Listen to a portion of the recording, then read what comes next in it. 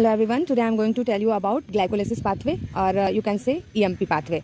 ठीक है, glycolysis pathway में एक्चुअली रिएक्शंस तीन रिएक्शंस मेनली होते हैं।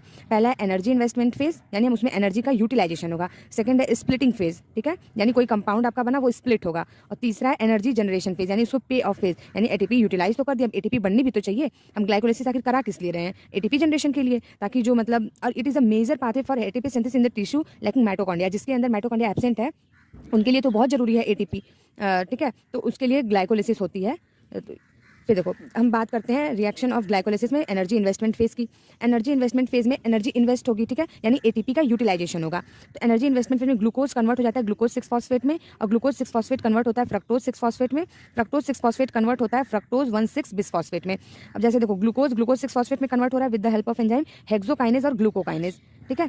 और यहाँ पे हम बोले काइनेज वर्ड जहाँ भी होगा वहाँ पे एटीपी का यूज़ होगा, except substrate level phosphorylation. Substrate level phosphorylation में एटीपी का जो यूज़ होता है, डायरेक्ट एटीपी उसमें बनती है, वहाँ काइनेज वर्ड तो यूज़ होगा, लेकिन वहाँ पे डायरेक्ट एटीपी का फॉर्मेशन होगा, वहाँ पे एटीपी यूटिलाइज नहीं होगा, ठीक है। यहाँ पे हेक्सोकाइनेज हो गया। अब देखो दूसरा क्या है, ग्लूकोज 6 फॉस्फेट को फ्रक्टोज 6 फॉस्फेट में कन्वर्ट कर रहा है आइसोमरेज। कौन सा आइसोमरेज? फॉस्फोहेक्सोज आइसोमरेज कन्वर्ट कर रहा है। देखो आइसोमराइजेशन में क्या होता है, मतलब एक फॉर्म से दूसरे फॉर्म में चेंज होना है। यहाँ पे ग्लूकोज 6 फॉस्फेट है, यहाँ फ्रक्टोज 6 फॉस्फेट में कन्वर्ट हो गया, ठीक है। अब तीसरा है आपका फ्रक्टोज 6 फॉस्फेट कन्वर्ट हो रहा है फ्रक्टोज 1,6 बिस फॉस्फेट में, ठीक है।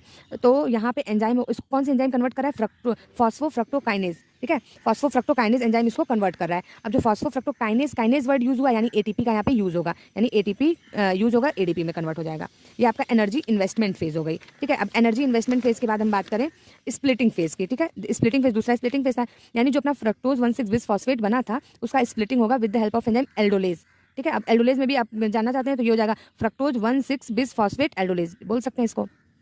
वो क्या कर रहा है ना, दो में, जैसे ये अपना फ्रक्टोज 1,6 बिस फॉस्फेट 6 कार्बन का है, स्प्लिटिंग का काम, यानी उसको 3 कार्बन में तोड़ देगा, तो बन जाएगा ग्लिसरॉल्डिहाइड 3 फॉस्फेट और डाइहाइड्रोक्सी एसीटोन फॉस्फेट, ठीक है। अब ये जो अपना ग्लिसरॉल्डिहाइड 3 फॉस्फेट और डाइहाइड्रोक्सी एसीटोन फॉस्फेट ये रिवर्सिबल हो सकता है, यानी कि जो तुम्हारा डाइहाइड्रोक्सी एसीटोन फॉस्फेट है वो कन्वर्ट हो जाएगा ग्लिसरॉल्डिहाइड 3 फॉस्फेट में कन्वर्ट हो सकता है, ये रिवर्सिबल रिएक्शन है, ठीक है। ये अब स्प्लिटिंग ये हो गई। अब एनर्जी जनरेशन फेज या पे ऑफ फेज उसी को बोलते हैं। इसमें जो इसमें डाइहाइड्रोक्सी एसीटोन फॉस्फेट को हमने इसी में कन्वर्ट कर दिया, यानी कि एक ग्लूकोज से 2 मॉलिक्यूल ऑफ ग्लिसरॉल्डिहाइड 3 फॉस्फेट बन गया, ठीक है।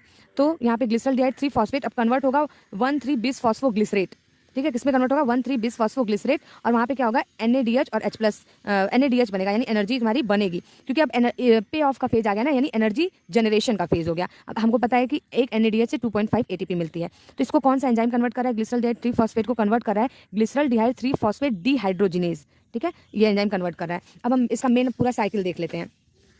अगर हम इसमें मेन साइकिल देखें, ठीक है, तो देखिए यहाँ पे है ग्लूकोज, पूरा 10 स्टेप इसमें होता है। ग्लूकोज कन्वर्ट हुआ ग्लूकोज 6 फॉस्फेट में, फ्रक्टोज 6 फॉस्फेट में, फ्रक्टोज 1,6 बिस फॉस्फेट में, फिर फ्रक्टोज 1,6 बिस फॉस्फेट कन्वर्ट हुआ डाइहाइड्रोक्सी एसीटोन फॉस्फेट और ग्लिसरॉल्डिहाइड 3 फॉस्फेट में।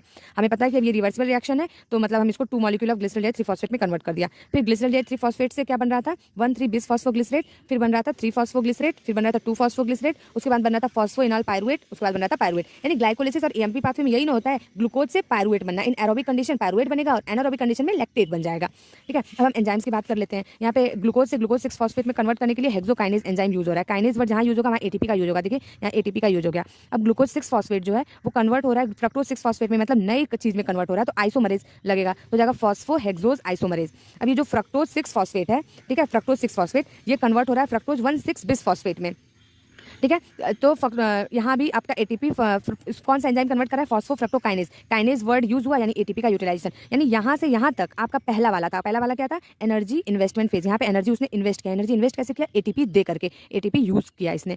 अब देखो सेकंड फेज था स्प्लिटिंग। अब ये फ्रक्टोज 1,6 बिस फॉस्फेट था, वो ये 6 कार्बन का है, वो स्प्लिट होकर के 3 कार्बन में चेंज हो जाएगा, ठीक है। 3 कार्बन में बनता है dihydroxy acetone phosphate, glyceraldehyde 3 phosphate, दोनों 3 कार्बन के हैं। और कौन सा एंजाइम कन्वर्ट करता है डाइहाइड्रोक्सी एसीटोन फॉस्फेट को? इसमें करेगा फॉस्फोट्राइओज आइसोमरेज। यहाँ 3 कार्बन का बन रहा है, तो याद रख लो, क्योंकि और नई चीज बन रही है तो आइसोमरेज एंजाइम यूज होगा, यानी फॉस्फोट्राइओज आइसोमरेज, ठीक है। यानी आइसोमरेज हमने 2 जगह पढ़ लिया, दूसरे में और 5वें में, ठीक है। दूसरे वाले एंजाइम भी तुम्हारा आइसोमरेज था, क्योंकि नया चीज बन रहा था, यहाँ भी आइसोमरेज है। वहाँ पे फॉस्फोहेक्सोज आइसोमरेज है क्योंकि 6 कार्बन का था, यहाँ पे फॉस्फोट्राइओज आइसोमरेज हो जाएगा क्योंकि ये 3 कार्बन का है, ठीक है। अब नेक्स्ट देखो, यानी कि हमने डाइहाइड्रोक्सी एसीटोन फॉस्फेट को कन्वर्ट कर दिया ग्लिसरॉल्डिहाइड 3 फॉस्फेट में, ठीक है। ये ग्लिसरॉल्डिहाइड 3 फॉस्फेट में हमने इसको कन्वर्ट कर दिया। अब जो ग्लिसरॉल्डिहाइड 3 फॉस्फेट है वो कन्वर्ट होगा 1,3। अब यहीं से तुम्हारी एनर्जी जनरेशन का स्टार्ट हो जाता है, यानी पे ऑफ फेज। यानी यहाँ से यहाँ तक हमने क्या पढ़ा था, यहाँ से यहाँ तक हमने पढ़ा था एनर्जी इन्वेस्टमेंट फेज, फिर स्प्लिटिंग फेज, फिर तीसरा क्या था एनर्जी जनरेशन फेज। ठीक है, एनर्जी जनरेशन में अब यहीं से पूरा एनर्जी का जनरेशन होगा। यानी 2 मॉलिक्यूल ऑफ ग्लिसरॉल्डिहाइड 3 फॉस्फेट है। ठीक है, देखो 2 मॉलिक्यूल ऑफ ग्लिसरॉल्डिहाइड 3 फॉस्फेट है, वो कन्वर्ट हो रहा है 2 मॉलिक्यूल ऑफ 1,3-bis फॉस्फोग्लिसरेट। अब यहाँ पे एनर्जी कैसे बन रही है, जो NADH होता है वो कन्वर्ट हो जाता है NADH प्लस H+, और एक NADH से कितना ATP बनता है, एक 2.5, यहाँ तो 2 NADH है तो 5 ATP बन जाएगा। अब जो 2 मॉलिक्यूल ऑफ 1,3-bis फॉस्फोग्लिसरेट है, अब देखो हम बताएं ना 7वें में और 10वें में सबस्ट्रेट लेवल फॉस्फोराइलेशन होता है। सबस्ट्रेट लेवल फॉस्फोराइलेशन में क्या होता है कि डायरेक्ट ATP का फॉर्मेशन होता है, वहाँ पे काइनेज वर्ड तो यूज होगा लेकिन ATP का फॉर्मेशन होगा। तो 7वां स्टेप आ गया, यानी 1,3-bis फॉस्फोग्लिसरेट कन्वर्ट हो जाएगा 3 फॉस्फोग्लिसरेट में। ठीक है, तो यहाँ पे एंजाइम हम बता दिए कि सबस्ट्रेट लेवल फॉस्फोराइलेशन है, यहाँ पे एंजाइम हो जाएगा फॉस्फोग्लिसरेट काइनेज। ठीक है, काइनेज वर्ड ये यूज हुआ लेकिन ATP का फॉर्मेशन, यानी ADP से ATP बन जाएगा। ठीक है, यहाँ पे सब में 2 मॉलिक्यूल है तो 2 मॉलिक्यूल ऑफ ATP बन जाएगा। अब यहाँ पे उससे बना क्या 3 फॉस्फोग्लिसरेट, यानी 1,3-bis फॉस्फोग्लिसरेट से 3 फॉस्फोग्लिसरेट बना। 3 फॉस्फोग्लिसरेट को कन्वर्ट करेगा फॉस्फोग्लिसरेट म्यूटेज 2 फॉस्फोग्लिसरेट में। अब 2 फॉस्फोग्लिसरेट को कन्वर्ट करेगा फॉस्फोइनॉल पाइरुवेट में, कौन इनोलेज कन्वर्ट करेगा। अब फॉस्फोइनॉल पाइरुवेट को पाइरुवेट में कौन कन्वर्ट करेगा, पाइरुवेट काइनेज। और ये 10वां वाला स्टेप आ गया, हम 7वें और 10वें में बताएं सबस्ट्रेट लेवल फॉर्मेशन फॉस्फोराइलेशन, यानी यहाँ पे भी ATP का फॉर्मेशन होगा। यानी अगर हम टोटल ATP देखें, टोटल ATP अगर हम देखें तो पहले वाले में इन दोनों में ATP 2 ATP यूज हो रही थी। ठीक है, अब हमारे ATP जनरेशन का यहाँ पे 2 मॉलिक्यूल ऑफ ग्लिसरॉल्डिहाइड से और 2 मॉलिक्यूल ऑफ 1,3-bis फॉस्फोग्लिसरेट, और यहाँ पे 2 NADH बन रहा था। एक NADH 5 ATP देता है, सॉरी एक NADH 2.5 ATP देता है, तो 2 NADH है तो 5 ATP हो जाएगा। ठीक है, 5 ATP का जनरेशन। और यहाँ पे तुम्हारी ATP और 2 कहाँ बनी थी, सबस्ट्रेट लेवल फॉस्फोराइलेशन 7वें में और 10वें में बन रही थी, यानी 5 2 7 2 9 ATP बनी। और कितनी यूज हुई, 2 ATP यूज हुई, यानी कि 9 ATP फॉर्मेशन होता है, 2 ATP का यूटिलाइजेशन होता है, यानी नेट ATP कितना बनता है 7 ATP, यानी ग्लाइकोलिसिस में नेट 7 ATP का फॉर्मेशन होता है। Thank you.